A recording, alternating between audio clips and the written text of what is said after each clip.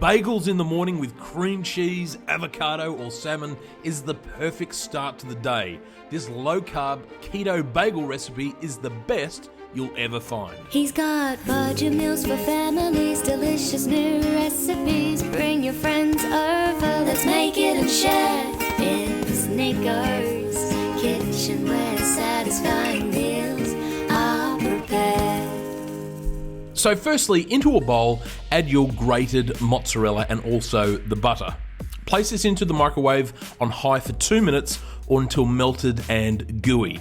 Next, into a large bowl, add your instant dried yeast, your sugar substitute, in this case I'm using stevia, and pour over warm water and mix it well until it starts to bubble and foam, and then just leave to stand for 1 minute. Next, add in the almond flour, baking powder, and a pinch of salt, and then just use a butter knife to start to gently mix everything together. What you'll end up with is this sticky, thick dough.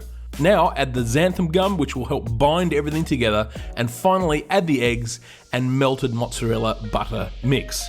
Mix everything together well. You can use a stand mix for this, of course. I'm just showing you the simple method.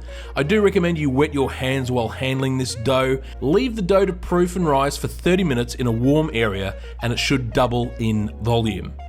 Now for the bagel toppings, this is optional, but it makes for a great flavor and texture, plus it looks great. So into a bowl, add in some sesame seeds, black sesame seeds, and poppy seeds. I also add in some garlic salt as well. Mix well until everything is combined and leave aside.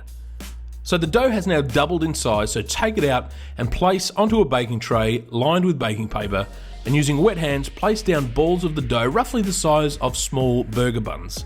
Flatten out slightly and then place a hole in the middle. I just use an apple corer for this, and then just make the hole a little bit bigger because as it bakes, it will start to close in.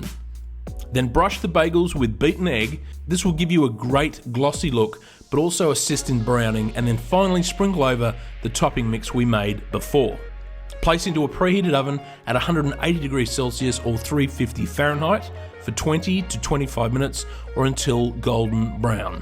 Bring it out of the oven and leave to rest for 5 minutes, and then you can eat them warm or store them in an airtight container for eating later. These also freeze really well, making it easy to take out in the morning before work and then have it defrosted by lunchtime. Then it's up to you to top it off with your favorite toppings. As always, you'll find the recipe in the video description with all the nutritional info. Thanks for watching, and I'll see you soon for another recipe.